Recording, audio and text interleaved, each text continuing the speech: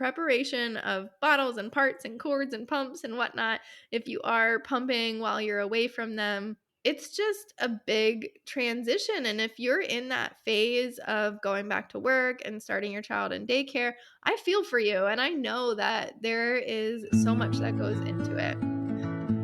Hey everyone, and welcome to yet another episode of Entering Motherhood, a podcast dedicated specifically to new moms going through this amazing journey in life. I'm your host, Sarah Bilger, a postpartum nutritional coach / mechanical engineer. And as always, I'm so excited to be here with you and share all of the information I've been lucky enough to obtain since becoming a mom. In this episode, I talk about where I'm at on my postpartum journey right now at about 7 months postpartum and everything else that's really just been going on with us.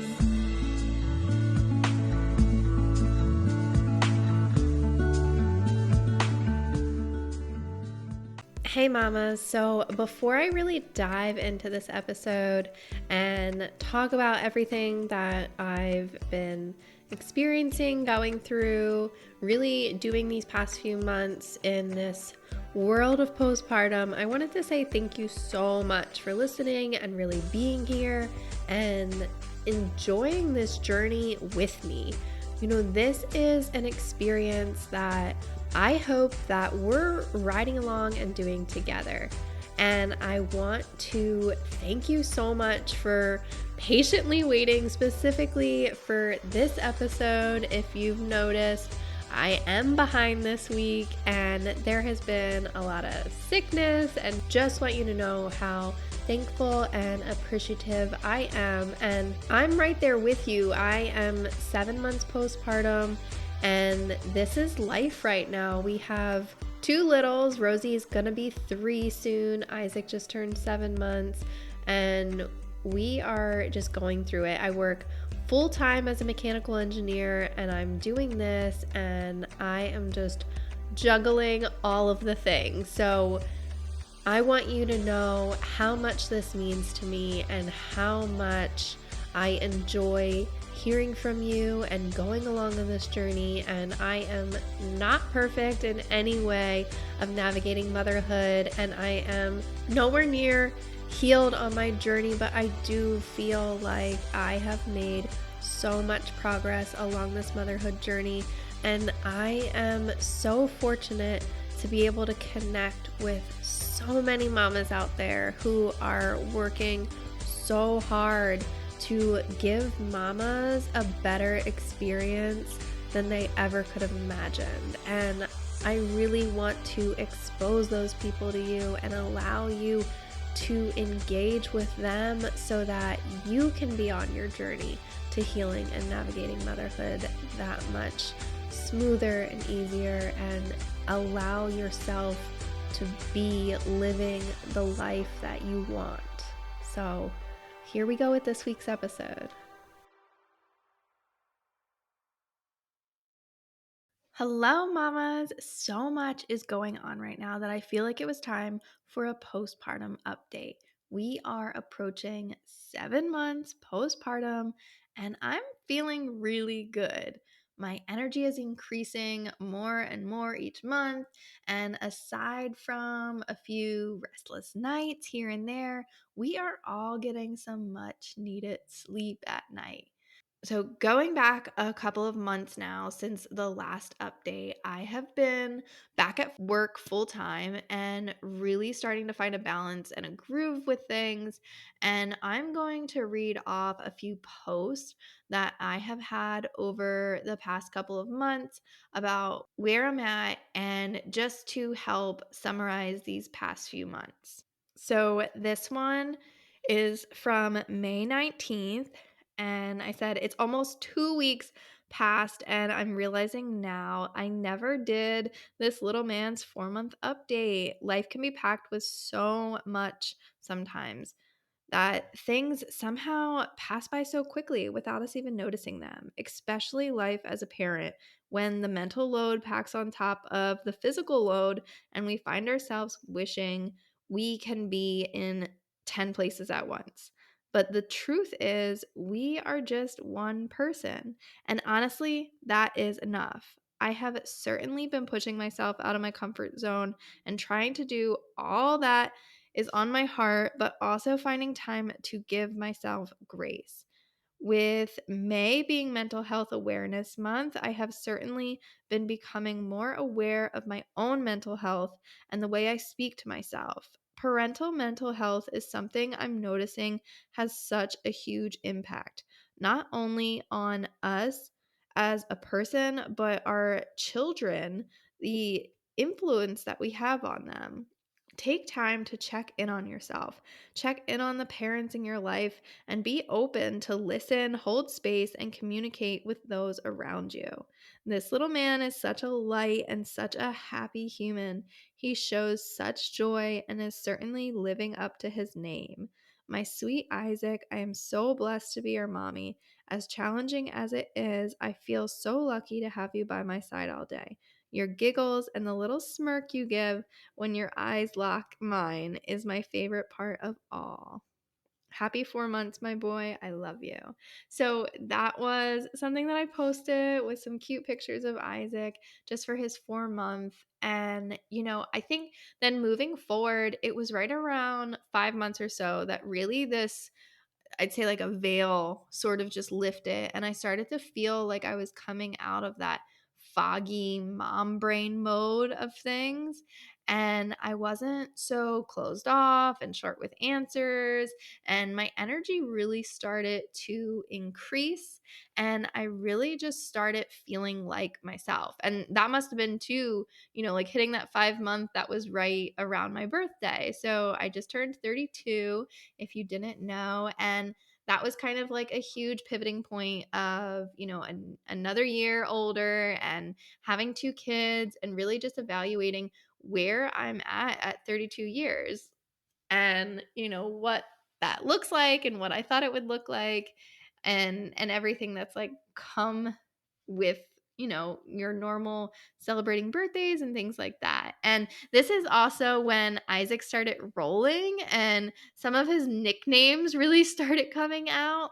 We have nicknamed him Chunky Monkey, and Rosie just says it in the cutest little voice. We also have called him Sir Isaac and Two Chins, and Iggy too has been a new one that we just started doing.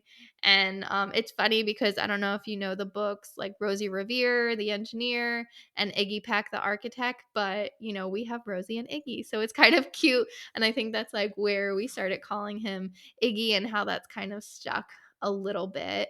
And I'm not really sure why all the nicknames. It's not something that we did with Rosie, but he's just super chill and he's like really interactive. And I just loved having him home with me for as long as I could because I don't know if you know or if like you've heard in other episodes, but Rosie was only 9 weeks old when she had to start daycare. And we did that until she was about a year old. And then we had someone out of the house watch her until she, just recently went back to daycare when I was pregnant with Isaac. But having him here and getting to have that time with him was just really special. But at 6 months, like I said, he started to go to daycare and I started pumping like while he goes. And this journey is, just really going amazing, but at first it wasn't going all that great. And I have another post that I wanted to share, and this is the first week that he had started for the first time at daycare. And I was pumping, and it really just was something that I was thinking about, and it came to me. So it says, as I sit here and pump, I miss my baby rolling around on the floor of my office. For 6 whole months, Isaac was with me 24/7. And now, being a little over a week into daycare, the emotions are still running strong. I'm so happy to have a sense of self and some undivided attention to put towards my work, but it doesn't mean it's easy sending my youngest to daycare and switching to pumping here on this chair instead of having him here cuddling silently in my arms. I thought it would be easier than when I had to send Rosie to daycare and go back to work at only 9 weeks postpartum and go without her all day. And while I'm super grateful for the extended time I got to spend with him by my side, it still makes it difficult. For this mama, having to separate from my babies is tough, and finding purpose in my work is what I continue to strive for, so the hours spent apart feel worth it. I am not just an employee and I'm not just a mom either. What used to be one role splits into multiple categories, and we feel like we still have to be fully in on all positions or else we're slacking. With any transition comes change, and with that, adjustment. But it's okay to be aware of the present moment and not pressure ourselves to be at the end result all the time. I know in a few days or weeks or months, I'll feel different and it will all be okay, just like it was with Rosie. But it's also okay to honor this moment and point out that it sucks a little to not have my sweet baby boy by my side while I work. To all the working mamas out there who are about to embark on this journey or who are currently on it, I feel you and I see you. And, there was just a lot going on that first week and a lot of emotions, like I said, like being separated from him and really just transitioning to pumping and getting back in the groove of those things. But I think there is kind of a lack of maybe education or just sympathy, or I'm not really sure, with providers of babies at daycare and especially with breastfeeding mamas, because if I was not so grounded in my decisions and confident in myself, I feel like this journey would have been a lot harder.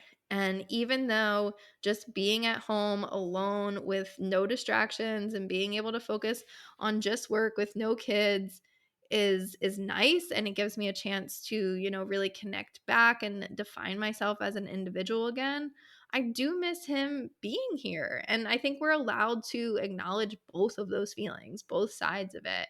But yeah, anyway, when he started his first week, basically every day when I went to go pick him up, I was told by at least two people that I was not feeding him enough and I wasn't giving him enough food for the whole day. And honestly, this was just super hard to hear because I have been the sole source of his nourishment up until this point, and he was only consuming breast milk. And essentially, it was just on demand, and I had been right there with him by my side.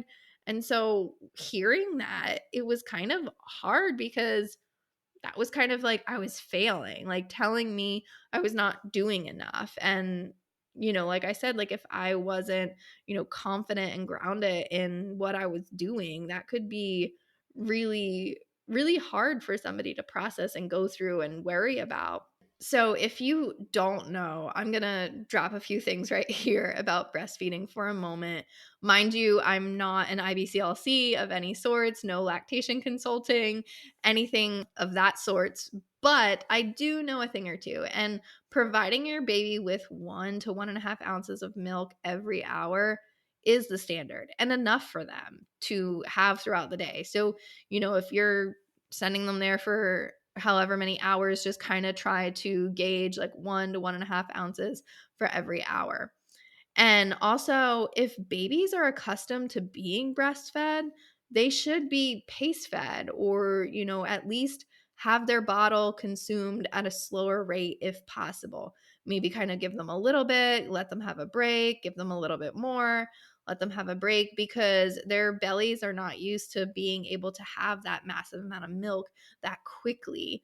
And so that can be an adjustment for them. And listen, mamas, let me say right here and now, our bodies are smart and they are just capable of so much more than we know. And what we pump while our babies are gone is the same amount that they would be consuming if they were with you. So don't really think that, you're not pumping enough because they're not there. And sometimes that can be a factor, like, having a picture of them or finding ways to maybe, I remember with Rosie, I took a video of my husband feeding her a bottle that I could watch while I pumped, because it kind of was showing me like, oh, okay, like I'm feeding my baby, like this is milk that I will give her. And so just really having that visualization, maybe even just closing your eyes and like pretending like they're there in your arms and you're holding them, and that helps, I think, like stimulate the milk. And also just creating a stress-free environment. If you are at work and they are not giving you a space to pump safely and comfortably, then that needs to be something that's addressed. But that can be a whole other conversation topic. That can be an episode in itself.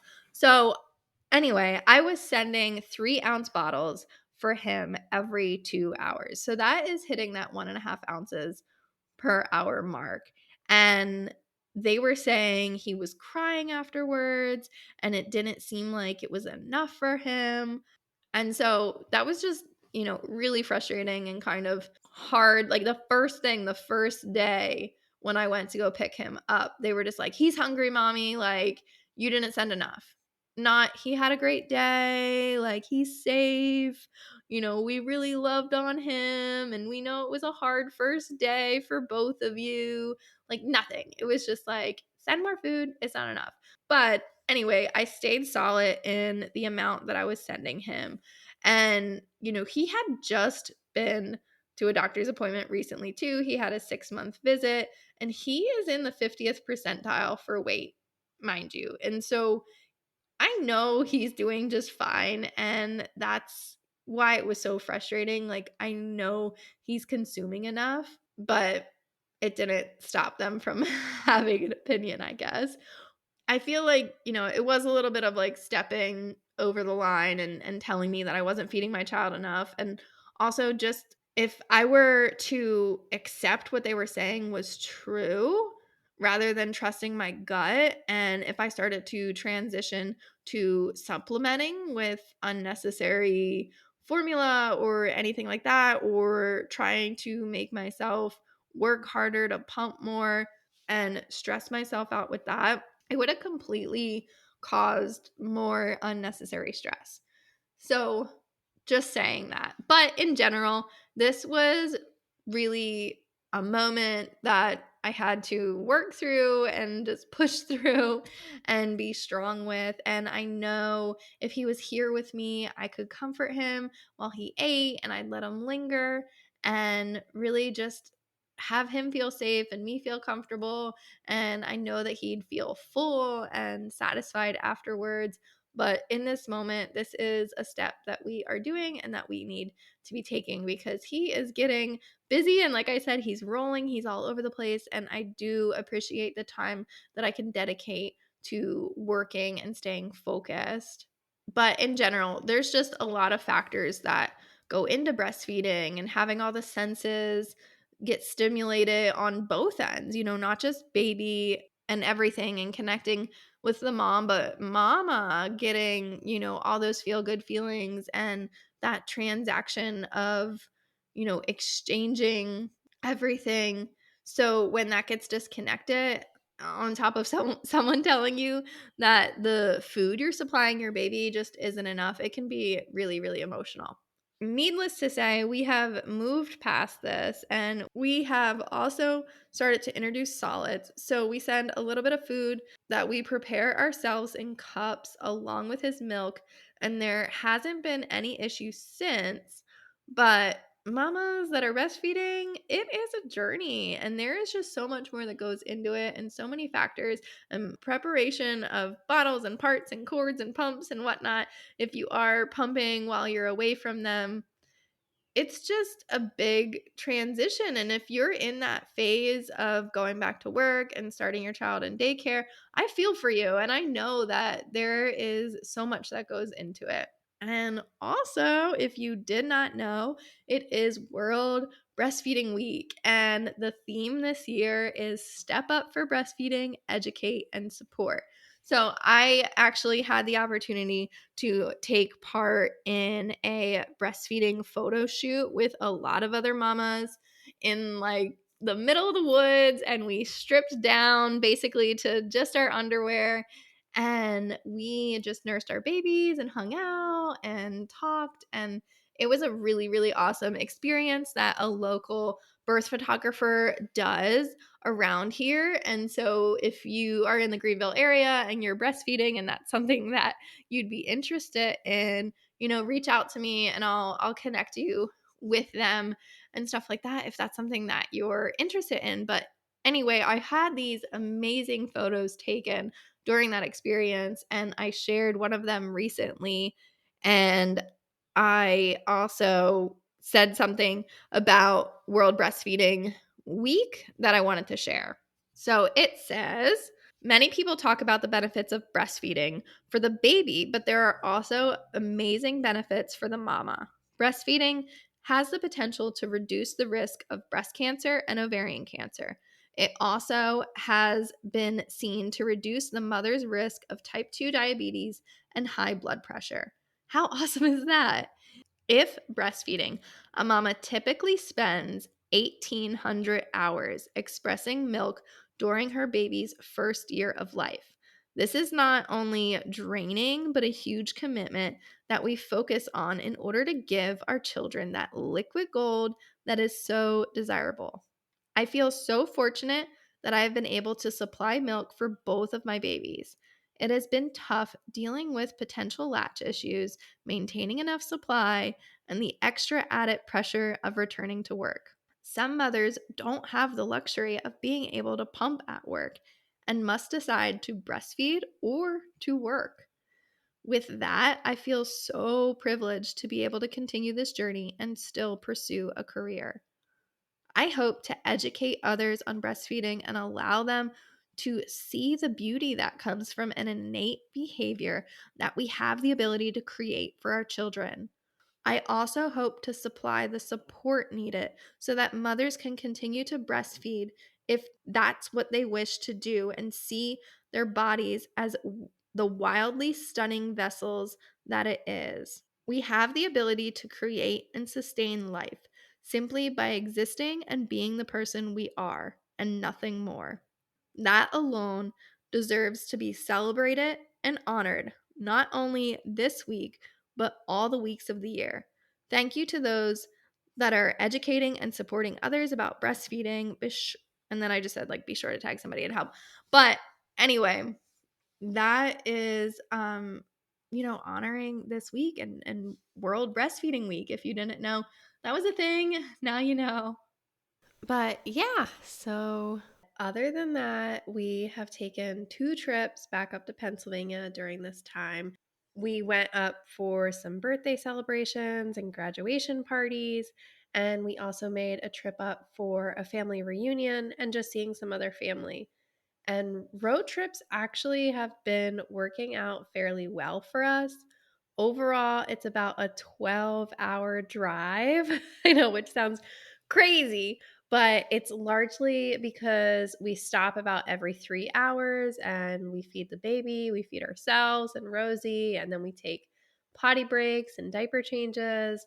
And there's just a lot that goes into our stops. But other than that, the kids sleep a decent amount or we listen to podcast episodes, and the time just seems to fly by. Honestly, I'd love to share more about prepping for car rides and road trips.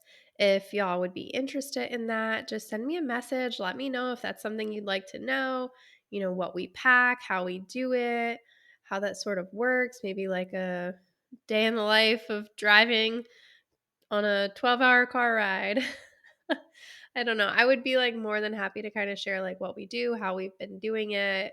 Rosie has been doing it since she was little, and now Isaac is only going to be 7 months and he's already taken a couple trips. So I think getting them used to it and accustomed to taking longer drives definitely helps.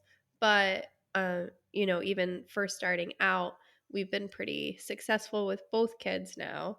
There has also been a couple of books that I've been reading or more so listening to that have really helped keep me motivated and in a good headspace. I'm a huge nerd for knowledge and just soaking up all kinds of content. I feel like certain books call out to me or get presented to me at the right moments in my life. And of course, different podcasts also. I've connected with so many other podcast hosts and even individuals who are interested in podcasting. And really, I've just been diving into the possibility of helping others learn to podcast or work on their podcast or getting started with podcasting. So, if that's you and you've been listening, or maybe this is the first time you're listening and you're thinking, wow, it'd be really awesome to start a podcast. I have no idea where to start or what to do. Or, maybe you've been thinking about it for a while. And again, like you're just wondering, like, what goes into it? How can you get started? Or you have an idea, things like that. Feel free to message me and let's chat and work something out and see if I can help you, because that is something that I'm interested in doing to help provide help for those that are interested in podcasting, because I think this is so cool and such an awesome experience and opportunity. And I think if it's something that you want to do, you should really try it out and try to go for it and see where it goes, because I think it's awesome that more people want to share their stories or help others, and podcasting is a really great way to do that. But overall, this birth specifically with Isaac has seriously given me so much more energy and showed me what I'm capable of. I look back on all of it and I'm simply just amazed at what I was able to accomplish and the confidence that I've gained since being a mom. I truly feel like birth changes us. It shows us a new side of ourselves, and it really uncovers different parts of us that we might not have been aware of before. With Rosie, it was showing me a healing journey, and that allowed me to give myself permission to really just rest, and also has shown me a lot of patience and that ability to lose control and be okay with that. And then this time around with Isaac, I've really been able to see my strength. I would love to hear your thoughts on this. And if you feel like your children have taught you specific lessons or continue to do so on an individual basis or as a whole, and what you really have learned since becoming a mother. Again, message me about this. Reach out to me, mamas. Let me know things about your motherhood that, really have been unexpected or surprising, or something that you dreamed of that you're now seeing and feeling for yourself in this reality. So I love hearing from you and reading your messages and even reading your reviews. If you have not left a review for the podcast, please go ahead and do that.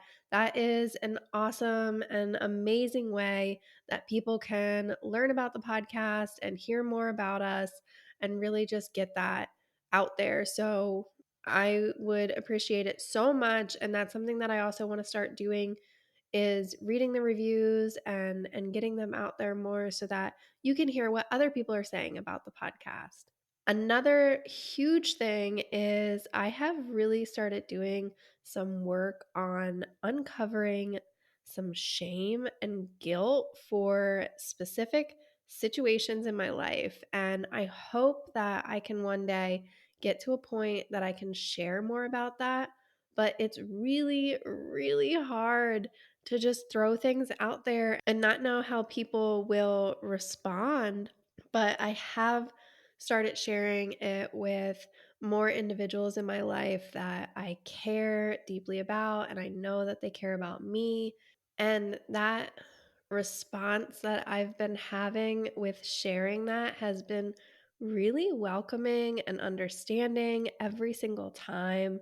Every time I open up more and more, it honestly just feels so good.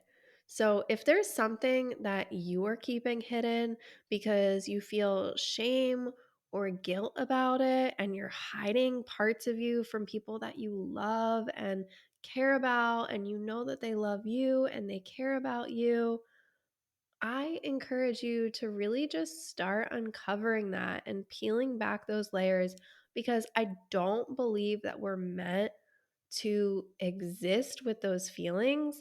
And a lot of the times, it's something that we're internalizing and making assumptions about on our own end. And in reality, that judgment that you're afraid of does not exist. And if there is judgment, then maybe it's that other person that has some inner work that they need to do and that they need to work on. And there's nothing that you should feel ashamed of. I want you to know that you are worthy. We as mamas are enough and we are strong.